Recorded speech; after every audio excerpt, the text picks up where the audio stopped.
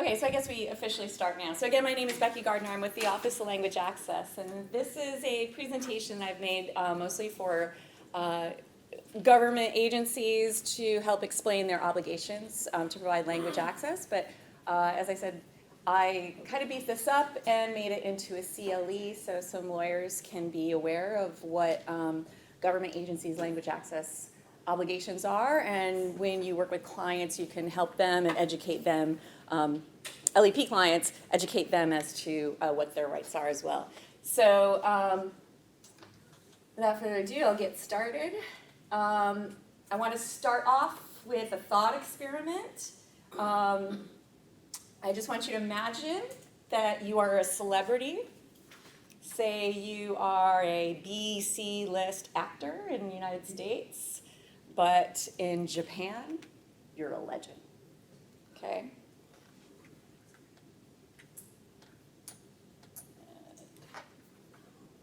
This might be your experience. 本当にウイスキーがあります。わかりますね。感情を込めて、ゆっくりとカメラを見て、優しく、そしてあなたの古い友達に会うように言ってください。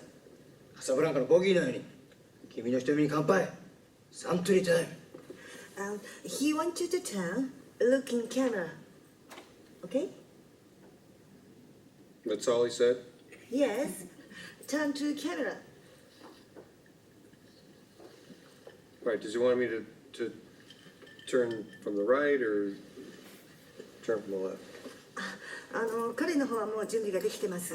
それでスタートがかかった時にカメラの方に振り向く時に左から振り向けばいいのか右から振り向けばいいのかその辺のところはいかがなさいましょうかっていうことなんですけれども。どっちだっていいんだよ。もういけないんだからそんなもの。時間がないんだよ、ボブさん。ね？だからもう早くあなたはもうテンション上げてカメラを見てカメラ目線でゆっくりとねパッションがカメラ目にはパッションだよ。わかった？ And with intensity. Okay? Is that everything? I mean, it seemed like he said quite a bit more than that. あなたの言ってることはウイスキーのことだけじゃないんだから。わかる？古い友達に会うように優しくジェントリーにね、そして心から湧き上がってくるテンション、これ忘れちゃダメだよ。 Like an old friend and into the camera. Okay. わかった？あなたはウイスキーを愛してます。It's サントリータイム。OK？ Okay. OK？ はい、本番！よい！スタート！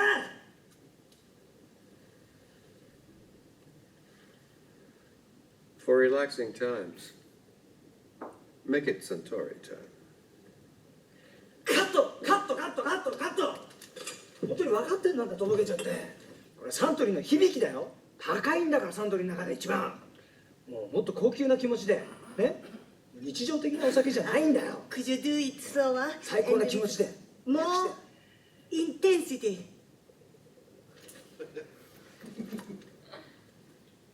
サントリータイム。本番！よい！スタート！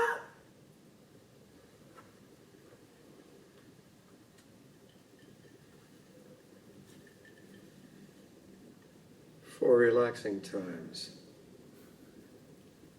make it Centauri time.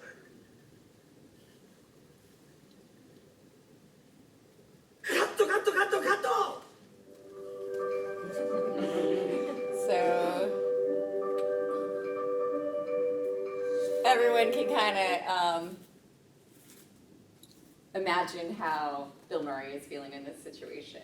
And of course, he's a rock star in Japan. You know, everyone just loves him and they're rolling out the red carpet. But I show this to illustrate that even of someone of his stature in Japan, which treats foreigners very well, he's feeling incredibly bewildered, exasperated, and confused, angry. So imagine what you might feel like if you're coming to the United States and you're not of this type of stature. What might your experience be? So So usually when I give this presentation, I ask the audience, sometimes it's rather large, and I ask them, who might be limited English proficient, or whose parent might be limited English, or whose grandparent might not speak English very well. And usually in Hawaii, it's a pretty significant number of the audience. Well, here we have a lot of Filipino lawyers, so we kind of have, we understand the plight of those with limited English proficiencies. But in Hawaii, it's especially important. So we ask why. Why do we do language access? And a lot of it just has to do with the promise of America. Historically, our diversity has defined American society, and our country has expressly opened its arms to the huddled masses, to the immigrants. And we even put this on the base of the Statue of Liberty. Give me your tired, your poor, your huddled masses yearning to breathe free. Send them to me. I lift my lamp beside the golden door. But in reality, even before the current political situation, is this what our immigrant experience is? And I think most of us would say, not necessarily. Why do we do language access? Well, after several generations, most people living in the US now speak, read, write English. But this shouldn't obscure the fact that so many do not. And I like to remind people that, at this point that English was not the native language of our continental US. And we understand that in Hawaii, but I think a lot of people may not. Language for LEP folks can be a barrier to accessing important benefits or services, understanding or exercising important rights, complying with the responsibilities, understanding information, and participating in activities. And this one everyone here can appreciate. Denial of language access can be costly in lost opportunity, lost human capital, and increased damage control. And I really just mean here litigation. Okay. So why language access? Hey, Gil. It's because it's justice. And we see this notion throughout court cases in the Supreme Court since as far back as 1923. Meyer v. Nebraska, I believe this case is frequently cited for First Amendment principles. But in that case, that was a situation where there was a lot of anti-German sentiment during World War I. And one-room schoolhouse in Nebraska, the teacher was teaching a student in German, and I guess the prosecutor came in and tried to sting them because there was anti-German laws on the books. And so this case made it up to the Supreme Court, and the court said there, the protection of the Constitution extends to all, to those who speak other languages, as well as to those born with English on the tongue. So we first see this idea introduced in the 20s. Fast forward to 1974 case called Loud v. Nichols, which I'll get into a little bit more later. But this quote, I think, really encapsulates the idea. Justice Douglas had quoted JFK in saying that simple justice requires that public funds to which all taxpayers of all races contribute not be spent in any fashion which encourages, entrenches, subsidizes, or results in racial discrimination. So I'd like to stress here is that we're all putting money in this pot, and we as a collective do not want to see this money unjustly distributed. And I also may have to ask some people to stretch their thinking on this, and maybe not so much with this audience, is that perhaps by not providing language access, we're subsidizing it for the majority. Finally, this last quote here, language access is not an unfunded mandate. It's like water and electricity, a necessity if you're going to take federal funds. And this was a quote from one of the chief investigators from the Department of Justice who came here a couple of years ago for language access conference. And this utterance really struck home for a lot of people. It's like, if you're going to take money, you got to play by the rules. It's like a utility. So if it's about justice, that means you get rights, right? So what is a civil right? And I think about how would I explain what a civil right is to my 8-year-old? And I had trouble trying to figure out. We kind of all understand it viscerally, but how would I explain it to her? And I actually held on to my college textbook on American government, and I, pulled out this page here, and I think, I like the way they put it down here.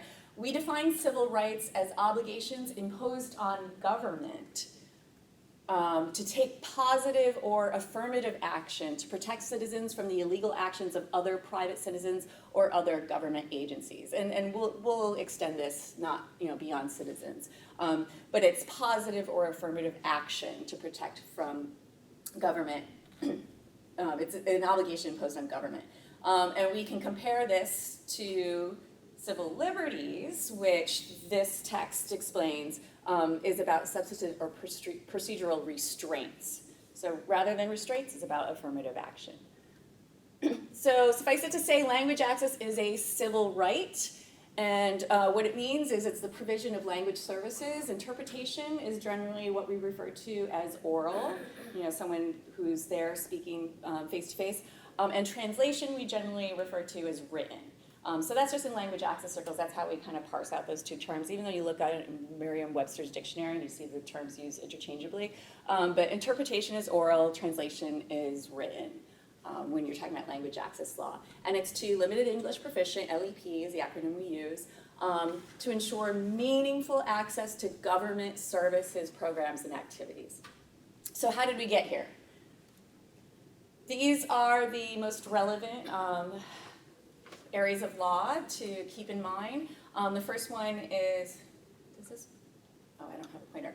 Title VI of the Civil Rights Act of 1964, Lau v. Nichols, which is the case I mentioned before, in 1974. Executive Order 13166, which was put out by President Clinton in the year 2000, and Hawaii's Language Access Law, which was passed in the year 2006. And I have here in lowercase or smaller font, Section 1557 of the Affordable Care Act, which I don't know, we'll see if it's going to be around. So, okay, so here's a nice image of the civil rights movement that I think sort of explains the piece that Title VI of the Civil Rights Act plays. We see all these different signs, we want jobs, effective civil rights laws, voting rights, decent housing, a variety of issues are expressed here. But this one says, no U.S. Doe to help Jim Crow grow. So that represents the idea of we do not want federal money to promote segregation laws. And so that is the concept that ended up in Title VI of the Civil Rights Act. And I really like this picture here because, first glance, you just see a lot of old white guys, balding, and they're supportive of this. You take a closer look and we see Martin Luther King Jr. in the back signing, behind LBJ who's signing it. And I was just reading about this. Actually, it was JFK who was really trying to push this through, and he had heard, well, I guess it got stuck in committee. Whoever was the committee chair really didn't want it to advance, but then when he was assassinated, that just changed the political climate completely, and we saw LBJ usher this in. And July 2nd, 1964. So what does Title VI say? Title VI explains expressly, no person, it's not citizen, but no person in the United States shall, on the ground of race, color, or national origin, be excluded from participation in, be denied the benefits of, or be subjected to discrimination under any program or activity receiving federal financial assistance. So no Yus Do. And national origin is the protected category that this is all about. Lau v. Nichols, here's a picture of Lau v. Nichols. And I like this picture because it really doesn't look a whole lot different from my daughter's class over in Kaimuki. And so this was in the early 1970s, so it's kind of like our parents' age, I would say. You could think about them as pioneers in this area. So this case was based on a public school system in San Francisco, very large Chinese population. They were going to school every single day with English textbooks, English-speaking teachers, English notices home, everything was English. They had no clue what was going on. So they somehow mobilized and filed a lawsuit, class action. It made its way up to the Supreme Court. And what that court said, or what it held, is that Title VI, passed in 1964, requires that federally funded entities provide language access sufficient to give LE people meaningful access to a recipient's programs and activities. Denial of such access constitutes national origin discrimination. So that's where we have the link between national origin discrimination and language access. And then I found this quote somewhere. It says, there's no equality of treatment merely by providing students with the same facilities, textbooks, teachers, and curriculum for students who do not understand English are effectively foreclosed from any meaningful education, okay? And so this is a very similar vein and, promote stopping Jim Crow laws and, Brown v. Board, whatnot. So Executive Order 13166 was passed by President Clinton in the year 2000. And the purpose of that executive order was to improve access to federal government services for persons with limited English proficiency. And what Clinton wanted to do is, we had this court case, with the link to language access, but you didn't really have anything that was codified. So with this executive order, he really kind of laid out some nuts and bolts as to how to do this. So in that executive order, he required each federal agency to prepare a language access plan to improve access for LEP people to their programs or the programs that they fund. And it also required each federal agency to draft its own guidance. And so this guidance is effectively, it's in the Federal Register, it's a regulation, so to say. It's not very prescriptive necessarily, but there's a lot to it. And I have a copy of the Department of Justice's guidance right here, and it's very small font, and there's a lot of stuff in there. But when President Clinton issued this executive order in 2000, this guidance came out from the Department of Justice, and it provided a lot of the details as to how agencies would draft their language access plans and provide language access services. And so that became sort of the mothership of language access policy. If you're looking for resources on this website, lep.gov, has tons of stuff, lots of news releases, and the guidance is issued by all the various federal agencies. So if you're dealing with an issue, say with housing, you can pull up the guidance for HUD and see what that guidance might say about a particular issue. Department of Education, Energy, it's all right in there in lep.gov. So as I said, this guidance that's going around, it became this mothership of the various LEP guidances. It was revised somewhat in the year 2002 after it came out in 2000 with President Clinton's executive order. Okay, so we're going to shift to Hawaii. That was what happened on the federal level. How did we get language access in Hawaii? So here's a picture of the signing in 2006 of Hawaii's language access law. We have here in the middle Helena Manzano. She's our current executive director. Linda Lingle signed it, so we have some bipartisan support. Hi. And it was passed in 2006 under Act 290. And I've been learning a little bit about the grassroots efforts that went into the passage of this, and it's really quite interesting. I'd love to talk about it if anyone would like to. But what happened, do you guys remember the reduction in force in the year 2000 and furloughs and whatnot? Our office had like 7 employees. Reduction in force brought it down to the one executive director, and he was on his own for like a year and a half or so, and then they were able to hire myself and a secretary. So we've been a 3-person office since 2012, and we had additional responsibilities put on us. So we're supposed to have a staff of 11. We got 3. And an 89-day hire who's helping a lot. But anyway, so what happened in 2012 is we were initially attached to the Department of Labor.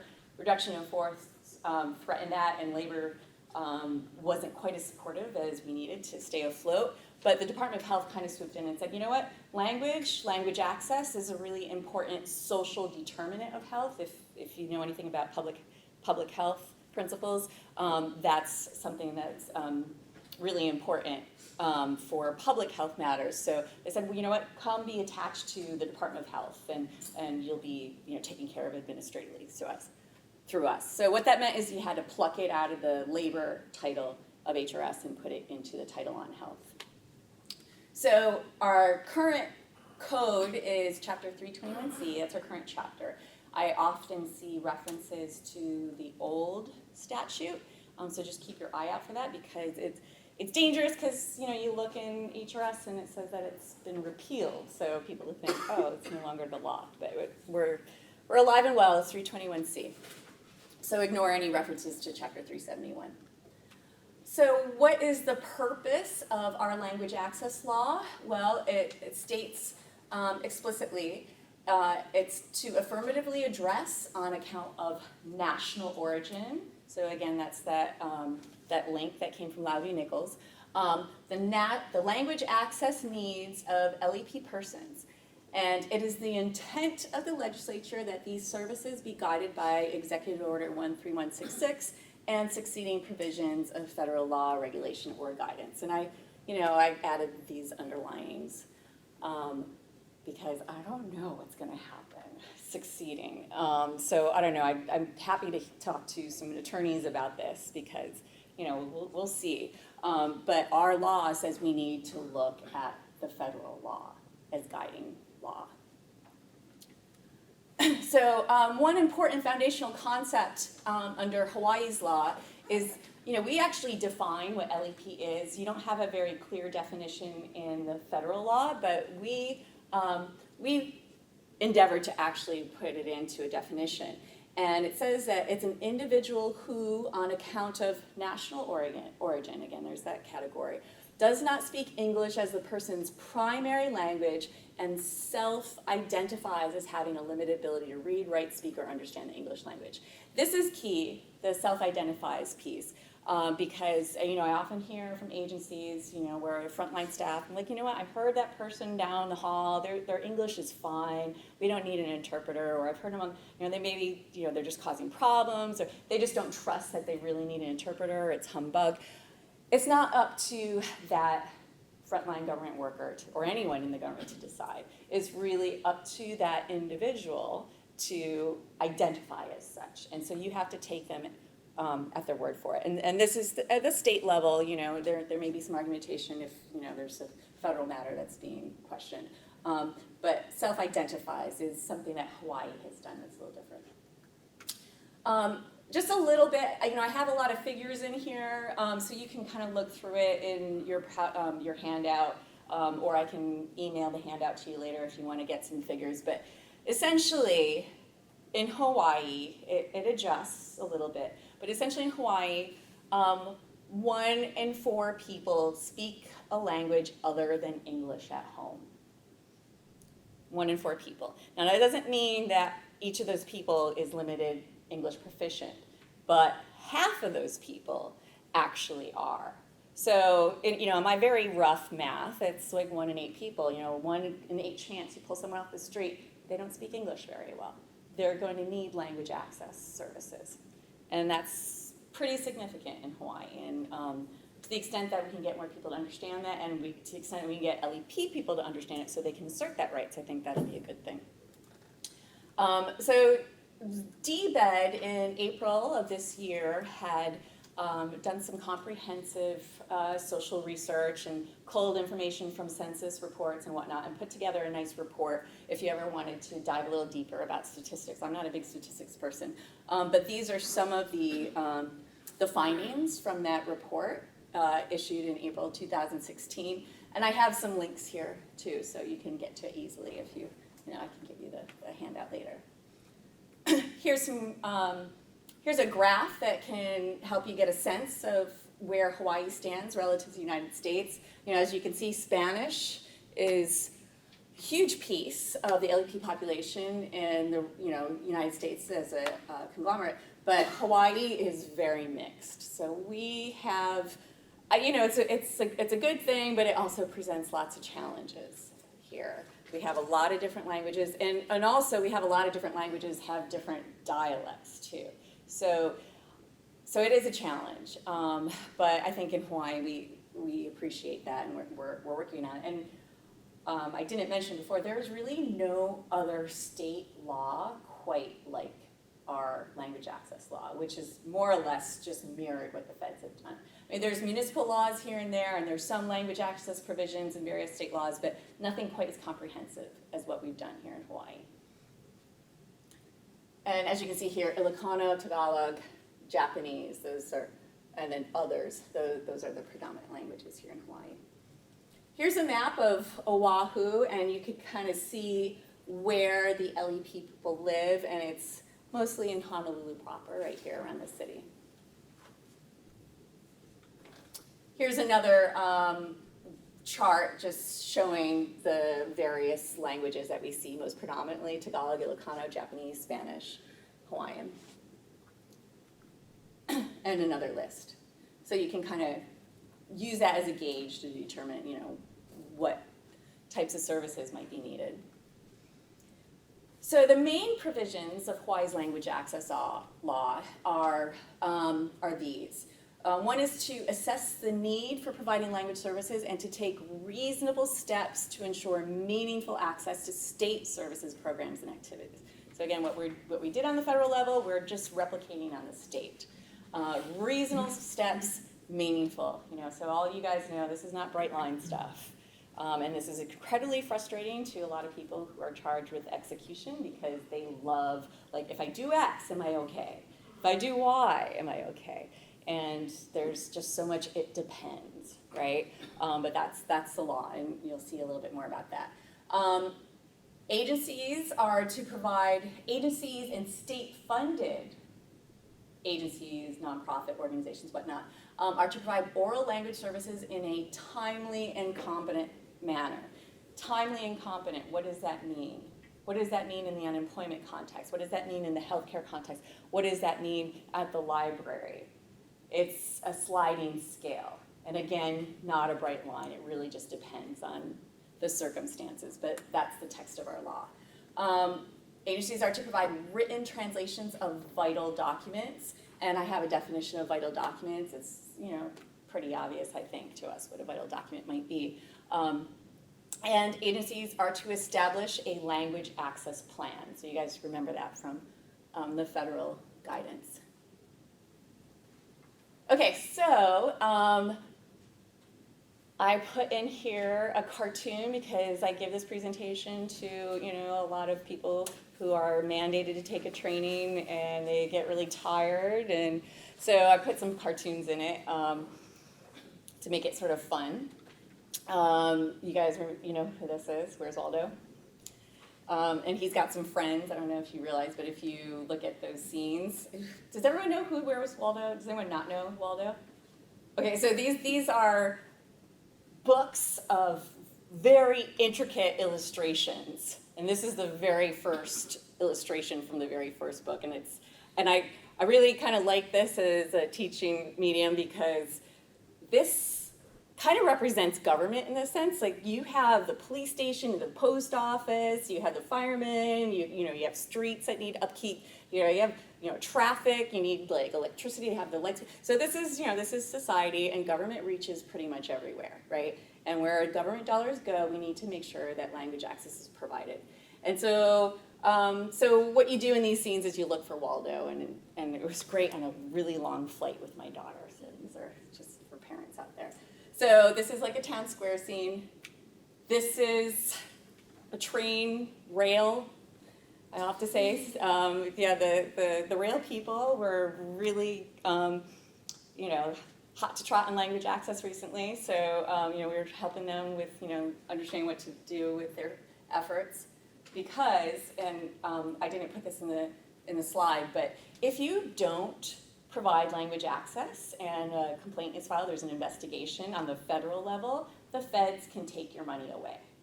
So that's the stick.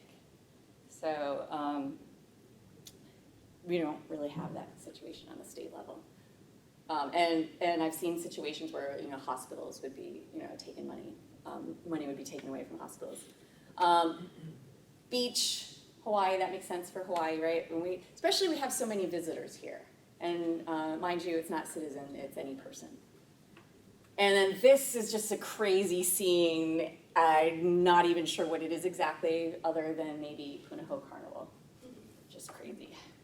Okay. Okay, so so these are the guys that we look for, and I use this to just kind of get people to understand the common parallels between federal language access law and state language access law, and just to kind of remember these ideas.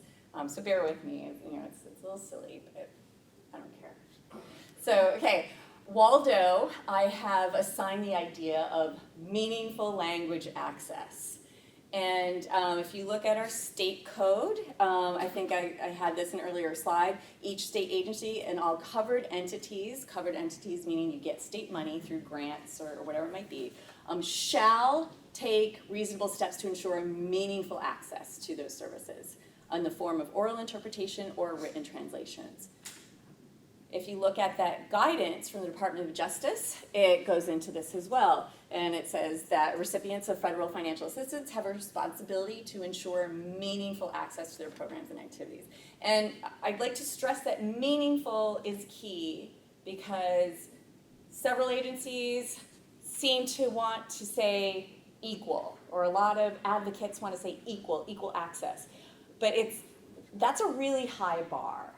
And I think a lot of agencies are like, we can't do that. That's just impossible. It just takes too many resources, and this is really, really cumbersome. And that's not what the law requires. The law requires meaningful access. Waldo has a girlfriend or a sister, I'm not sure, but her name is Wenda. And I've assigned to Wenda this idea of a language access plan. So she's got an umbrella, she's a planner, she's ready for things. So Wenda, meaning the language access plan, under our law, each state agency and covered entity shall establish a plan for language access. So if you're interfacing with any state agency or any agency that gets state funds, they're supposed to have a language access plan. You look at the DOJ and the executive order. It also says here, federally conducted programs and activities. Each federal agency shall prepare a plan to improve access to federally conducted programs and activities.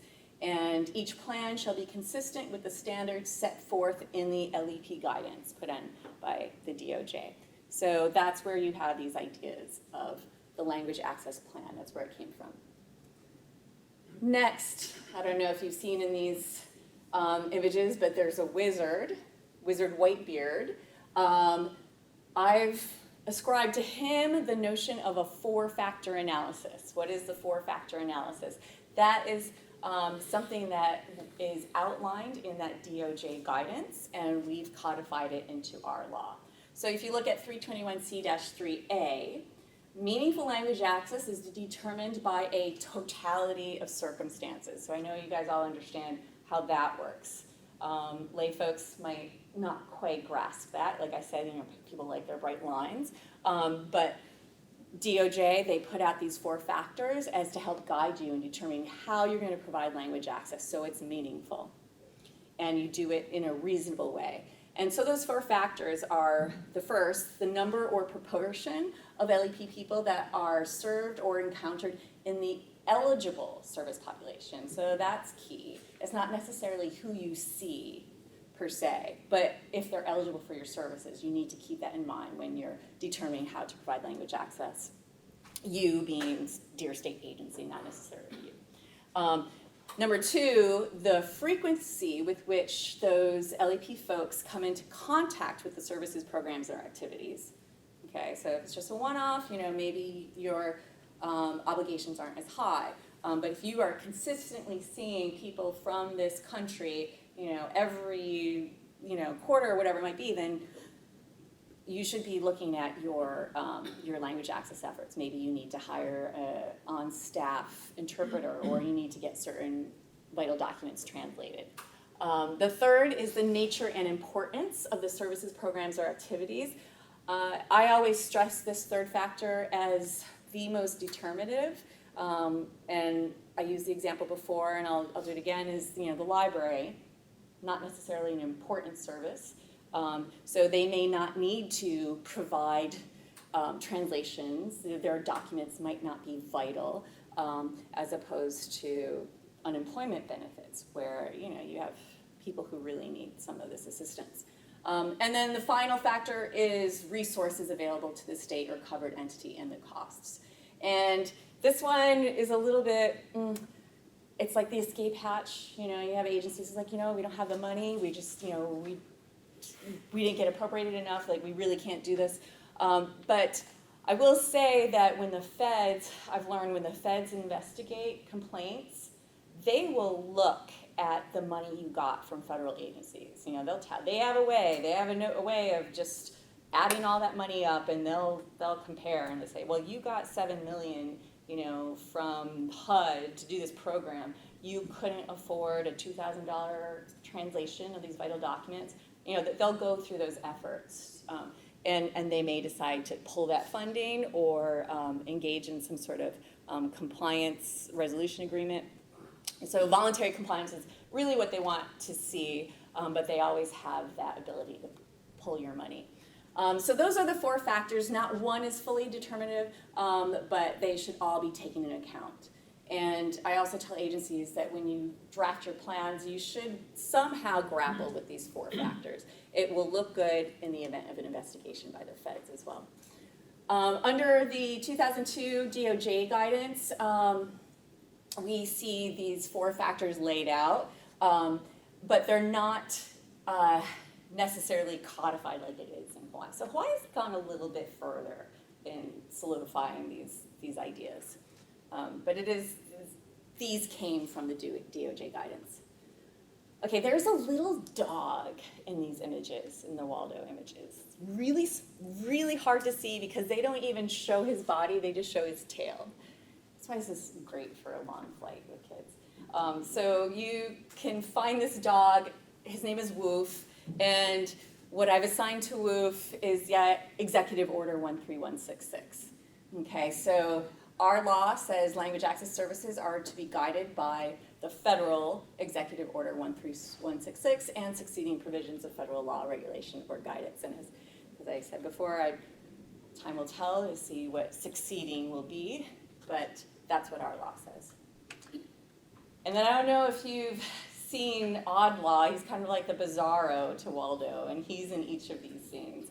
But he's kind of fun because Odd Law is Waldo spelled backwards.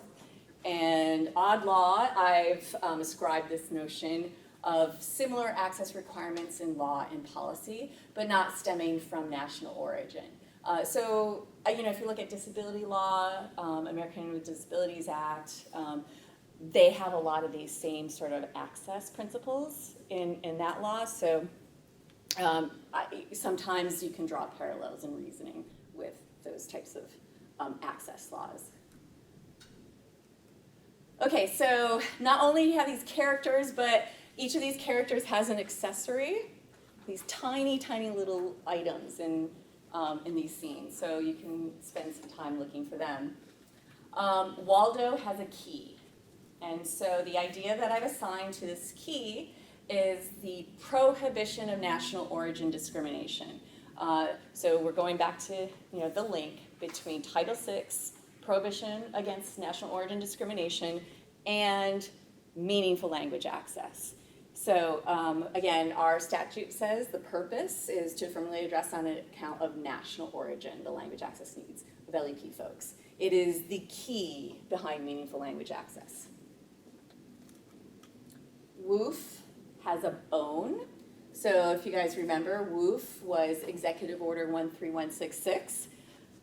What does WOOF do? He needs to eat. What nourishes WOOF? He eats this bone. The bone is Title VI of the Civil Rights Act. So it just kind of feeds WOOF. I know some of these are a stretch, but I'm having fun with those. Okay, so Wizard Whitebeard. This one's perfect, though. I got lucky with this one. Wizard Whitebeard has a scroll, and I've assigned to the scroll the idea of vital documents. Okay, so we've defined vital documents, printed documents that provide important information necessary to access or participate in services, programs, or activities of a state agency or covered entity. Again, covered entity is if you get state funds, you have this obligation. Including but not limited to applications, outreach materials, written notices of rights, denials, losses, those types of things are decreases in benefits or services. So vital documents is pretty intuitive to this crowd, I'm sure. But maybe sometimes you need to look at the definition and say, not a vital document, maybe yes or maybe no. But I do say to agencies, do the analysis, because if they don't like what you've decided, if you can show your work, like, you know what, we talked about it, we have some emails, we wrote it down, then you're going to be in a lot better position in the event of an investigation if you've shown that you've done this analysis. Anyways, 321C3 requires that each state, C3 subsection C, requires that each state agency and covered entity shall provide written translations of vital documents to LEP folks.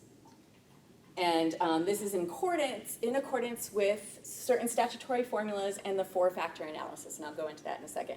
So it's a shall, but it's subject to the four-factor analysis. So it's like bright line, not quite. But that's why I say do the analysis. Go through the four factors and show your work. The DOJ guidance goes into the translation of vital documents as well. That's where we got the idea. Translations are the most time-intensive and expensive endeavor in language access. So, and then you have the procurement code and all that's involved. So it can be a bear. And one out I think a lot of agencies may be attracted to use is like, we just don't have the resources, which makes sense in a lot of situations. But the DOJ guidance goes into that, sort of contemplates this, and it says that well-substantiated claims of lack of resources to translate all vital documents into dozens of languages do not necessarily relieve the recipient of the obligation to translate those documents into at least several of the more frequently encountered languages, and to set benchmarks for continued translations into the remaining languages over time. Okay, so you can say it's too much, too cumbersome, pain in the neck, and then just move on. But the feds are saying, if you see this population this much, and they need this application, you should really seriously consider doing the translation of those documents. And the other point I like to make is once it's translated, it's done. You may amend, and that came up with the driver's license exams. They didn't want to engage in, the Department of Transportation didn't want to engage in a lot of the translations, it was cumbersome and whatnot. It's like, but they had translations before. They didn't have to reinvent the wheel from the beginning. So it's done, and then you can build. Otherwise, there is a provision in our law that says if you can't provide a written translation of a document, you should provide an oral interpreter to do what's called a sight translation. So they'll read the document to you in that language. But there's a certain point where the cost of doing that multiple times outweighs the cost of just doing the translation once and for all, and then it's there in memoriam. So that's vital documents. And there's something called a safe harbor for vital documents, because again, it's really just hard to know like how much, for which languages. So the feds have actually, gone so far as to provide some pretty good guidance on this, which has been referred to as a safe harbor. And the DOJ says that a recipient of federal funds is to provide the written translations for vital documents for each LEP language group that constitutes 5% or 1,000, whichever is less, of the population of persons eligible to be served or likely to be affected or encountered. So there's a bright line. This is probably the brightest line you'll see in a lot of language access law. 5% or 1,000, that's going to be a key as to whether or not an agency should have provided a written translation. So we went ahead and we codified it in our law, in 321.3 subsection C. 5% or 1,000, whichever is less. And then we also go on to explain, as I explained, that if there are fewer than 50 people in this LEP language group, that, that reaches the 5% threshold, so it's just kind of like diminishing returns at a point, then there should be written notice in the primary language to that LEP language group of the right to receive competent oral interpretation of those written materials free of cost. In other words, this agency should have a small blurb in those languages, that don't quite meet up to this threshold, at least a small blurb that says you have a right to an oral interpreter sight translating this document for you, okay, free of charge. It's akin to what's called a Babel notice. Okay, Wenda has a camera, okay, she's a planner, she's ready for everything, she's such a Girl Scout. This camera represents data and evaluation because cameras capture things, okay? The DOJ guidance discusses the importance of data collection and evaluation, and it says that recipients of federal funds should examine their prior experiences with LEP encounters and determine the breadth and scope of language services that are needed. It's important to include language minority populations, take a look at the census data, have some sort of mechanism in place where your frontline staff records when you see people of different language groups and for which service, which application, which vital document they needed. Have some way of collecting that data, and then you can go back and evaluate this data, and then you make a determination like, okay, we saw a lot of Marshallese needing this document, maybe we should translate it, or we have a lot of Japanese who need oral interpreters for this event. Maybe we should bring in an interpreter part-time to be here on staff. So this is how you make informed decisions, is by collecting the data and evaluating it. And the feds go into it. We, the Office of Language Access, ask agencies to report the number and nature of its LEP encounters and types of language services that it provides. And we also say that you should include this in your language access plan. Although data and evaluation isn't necessarily codified in our statute, but we do suggest that this is very important to have a really robust and effective language access plan. Odd Law has binoculars. This is a stretch a little bit, but in working on language access or advocating for language access, I suggest that you use your binoculars and take a look at what's going on in other types of access legislation. For example, disability access. I know growing up, I didn't see quite as many on-ramps or handicap ramps places, things that were accessible to wheelchairs. But now it's pretty much everywhere, right? But that's been in place for a number of decades before we've seen language access law. So that's why I suggest take a look at sort of the ground that's been broken with other access legislation and then see where we can push language access. Okay, so we see a little bit of language access in other federal legislation.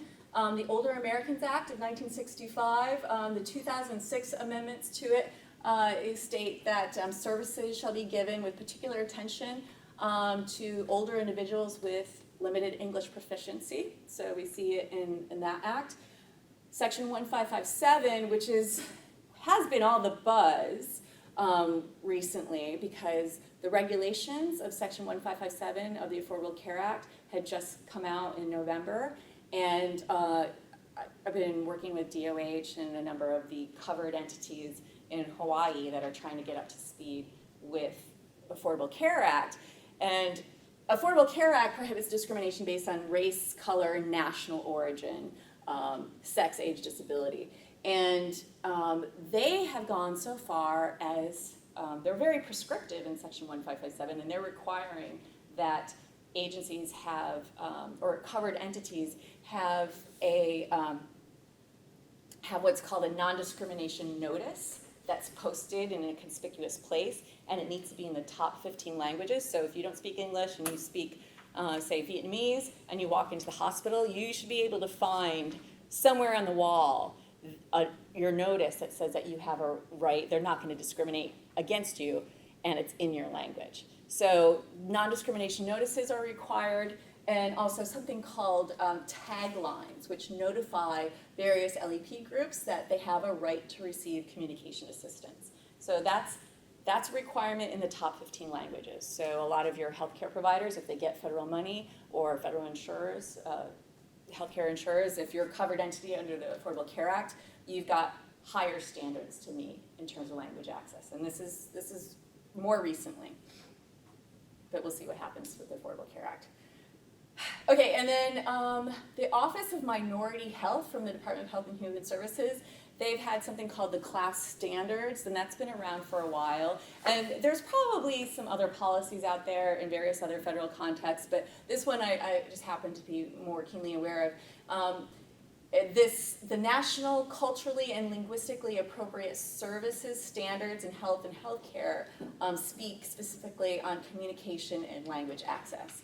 And a lot of the same principles, the competence of those providing the access, you have to inform them in clear language, in their preferred language, and whatnot. Okay, so how do you file a language access complaint in Hawaii?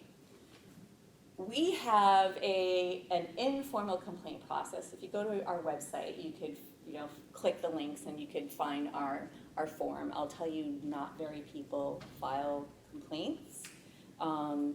You can file a complaint on behalf of someone. And when we do get complaints, I actually really like it because I think it's just a matter of just having fodder to talk to agencies and bridge gaps and just make them aware of their obligations. And usually oh, I didn't even know. It's like a frontline staffer who had no idea that there was this law. It just didn't trickle down from the top. But when we have a complaint, we have something to work with and say, well, you were supposed to, according to the law, and they're like, oh, didn't know, and then they'll fix it right away. But this is an informal process. That's what's in our law. Our law says that the executive director is authorized to endeavor to eliminate a language access barrier using informal methods such as conference, conciliation, mediation, or persuasion. So that's what's been delegated to me, is to persuade, conciliate, and whatnot. And generally we have good results, though we don't have that many complaints. So if you do know situations, send them our way. But we don't have really enforcement teeth. So that's our law. But how do you file a complaint with a federal agency? So say that there's an organization out there that gets federal funding, gets a grant or something like that. They're not providing language access. Well, the Department of Justice has a pretty comprehensive website explaining various agency-specific civil rights information, and there's a link to it there. Another webpage by the DOJ explains that the Civil Rights Division of the DOJ enforces civil rights in a wide variety of contexts. So there's probably other areas of your practices that you might consider exploring. So there's a description on how to file a complaint right there. Language access complaints can be made on this form, so here's a link to the very form. And I have talked to some DOJ investigators, and I asked them, I go, what happens if you get a complaint that's just outside of your jurisdiction? Does it just die, or do you communicate? And they say that they do their best to find the proper agency for it to go to. So if you do find yourself in a situation where you want to file a complaint, but you're not sure about what the appropriate agency is, you can file it with the DOJ, and it'll get routed to the proper authority. I'll have to say that the complaint portal for the U.S. Department of Health and Human Services is online. It has a lot of bells and whistles. You just do it from your computer. You don't have to print it out and write on it and fax or anything. So this is for complaints against agencies who receives DHHS funds. And DHHS and their Office of Civil Rights Compliance, they also deal with HIPAA complaints and whatnot. So their system is pretty well developed, I would say. It's all online. Okay, so a few minutes just to talk about some of the language access issues that have happened here at home. The Department of Human Services was sued back in 2005, actually before well, I think they were sued before then, but, or the complaint was filed in May 2005. And that was before our law was passed, but this resulted in a pretty robust investigation and a resolution agreement. And that agreement is available at this link if you wanted to take a look at it. But when I look at language access plans that are put forth by the agencies, DHS's language access plan is pretty developed, thick. They've thought about everything. Why? Because they've been talking to the feds for years. So the feds will come in and really kind of talk to you about, how you get into voluntary compliance. So this is what litigation does. Okay, so that's there if anyone wants to take a look at it. I mentioned before, Department of Transportation. They were sued a couple years ago, September 6, 2013. FACE sued them because they didn't have translations of their driver's license exam available in a variety of languages. That was filed in federal court. There was a lot of hearings, a lot of motions filed, a lot of paper. I looked at the docket. It was like that thick. I sat in and watched some of it, and then they settled like the night before to go to trial. So this is just an excerpt from an article from the Hawaii Appleseed Center talking about it, and you can take a look at the complaint there. But what they did in that case is they had argued intentional discrimination. And so this is like the next level class is disparate impact versus disparate treatment. But in this case, they were arguing that there was intentional discrimination in disparate treatment. But that's the DOT complaint. They do have translated driver's license exams now. Hawaii Public Housing Authority. There's been a number of complaints against them with the Hawaii Civil Rights Commission, and language access was a piece of it. And this is just an excerpt from an article on Civil Beat, and I think they have the complaint available on that article if you wanted to take a look at it.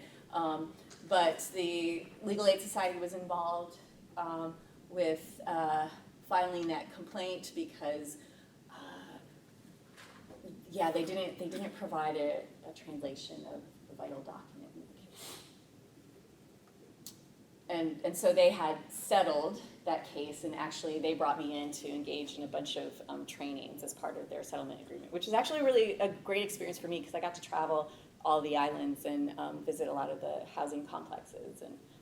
And I was giving a version of this training to everybody on staff, including the custodial staff, because they determined it's like actually they interface with LP Public more than the admin there. So it was actually a good experience. Department of Land and Natural Resources. I don't know if you noticed a month or so ago there was a lot of buzz in the news about the longline fishermen, and language access kind of got pulled in as a possible issue because they have there's written applications for commercial fishing license, and it's not translated. And this is, I won't comment on it, but language access was sort of, used as possible fodder for a complaint and whatnot, because they didn't provide language access in that context, both as a Title VI matter and as a Hawaii language access law matter. So you can read a little bit about that here on this link. And just recently, December 1st, there's an article in Civil Beat, Kapi'olani Medical Center for Women. There was a Chukis couple with a 9-month-old baby who died after a series of visits, and no interpreter was provided. The complaint is just very bare bones. They didn't really go into language access law, but the allegation is there. So I'm going to be watching this to see what happens. But this is especially significant now because we have Section 1557 of the Affordable Care Act. So their standards are much higher. And then what I forgot to include here is, do you guys remember the homeless situation and stored property ordinances and the notices? The ACLU had sued the City and County of Honolulu for taking property and getting rid of it, and part of their complaint had alleged that they violated language access law by not providing these notices in a language they could understand. So, so you could probably scare up that complaint to see, what their argumentation was there.